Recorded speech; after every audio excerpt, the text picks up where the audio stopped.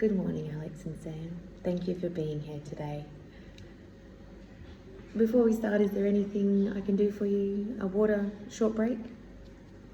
Wonderful. Let's get started then. We're meeting today to discuss our recent customer service rating, satisfaction level and complaints, and what we can implement to address and improve them. GED Health's customer service objectives are pretty basic and very fundamental. They're founded on politeness, responsiveness, professionalism, understanding, confidentiality and transparency. Now, keeping that in mind, we are going to go through a few of our customer complaints and feedbacks, as well as the last 12 months of our customer satisfaction score rating, and determine what the customer's needs are and what we can implement to facilitate continuous improvement. That's a great question, Alex. Continuous improvement is the ongoing improvement and change, no matter what the scale, that it benefits the company, staff and all customers by improving areas like training, efficiency, and practice standards. And it will help support and improve customer service. Yes, it is. And it's an extremely useful tool for self-improvement as well. Okay, on to our ratings change.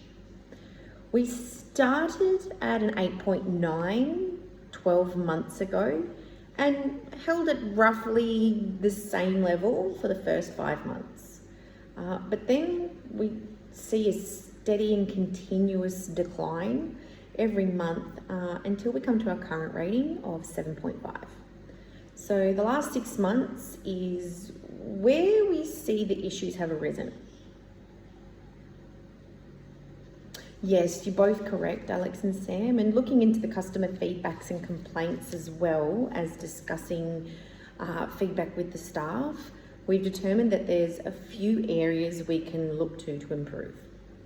From the customer's side, a lot of the complaints are based around the emails having mistakes and typos in them, as well as the excessive wait time for initial response from an email. The next most common complaint was the staff being rude, which of course is definitely against our customer service objectives.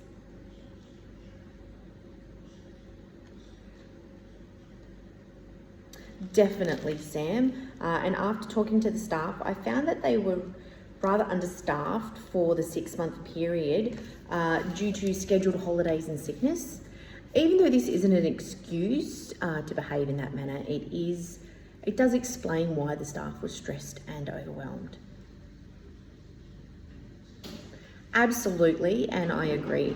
Customers need to feel valued and respected, and they didn't feel they were getting that.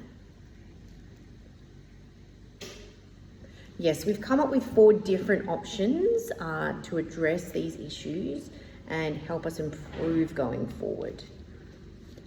In regard to the email spelling mistakes and typos, maybe implementing a grammar and spell checking program like Grammarly or something similar will not only assist in double checking errors but also make the process more efficient.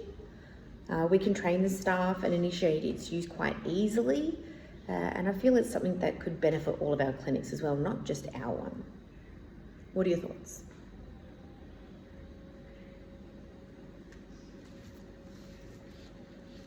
Thank you, Alex.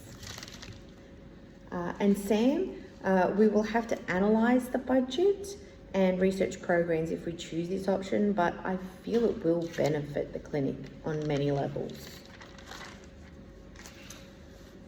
Okay, now for the email response promptness, the suggestion is to add email replies to the daily tasks list so that they're at least acknowledged daily and added to the next days for follow-up if more information is required. For example, if we need to check if a patient's test results have been returned to book them another appointment, or if we need to confer with their GP.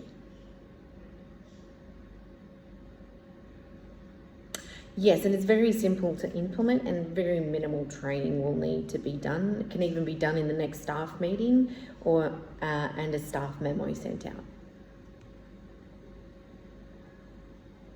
Exactly. Now, onto the staff rudeness complaints.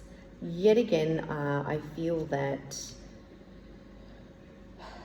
possibly having the staff being overwhelmed contributed to this, but having our staff sign off on doing a refresher on our customer service objectives and policies would definitely address the matter and keep it forefront in their daily practices and reinforce the need to follow those policies. Well, this too could be implemented in a staff meeting and conducted on duty when on a slow period.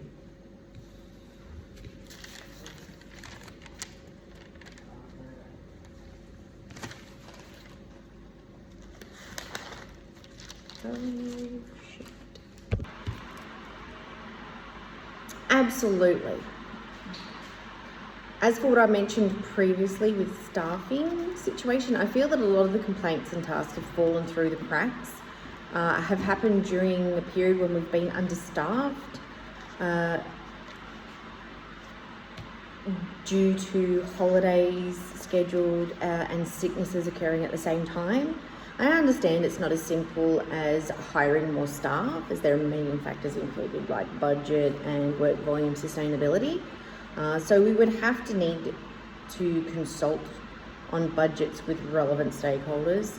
If hiring on our own casual staff member isn't an option, there's also an option to collaborate with our sister clinics and share staff short term in an emergency situation when we can't provide coverage. Yes, it would take a lot of logistics and consulting, but it would be a very beneficial option to not just our clinic, but to whoever we collaborate with as well. Definitely some good options here, but we need to narrow it down to just 2 options to implement that we think will benefit the staff, clinic and customers the most. What are your thoughts, Alex? Noted. And Sam, your thoughts?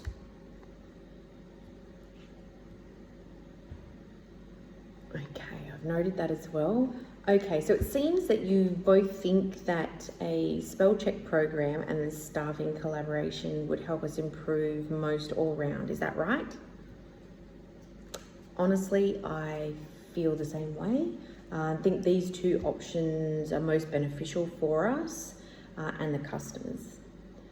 So in terms of next steps, I'll get started on the proposal request for these and I will keep you up to date via email and we can set up a progress meeting from there. Thank you so much for your help and your time today. I appreciate your input. Have a good rest of the day.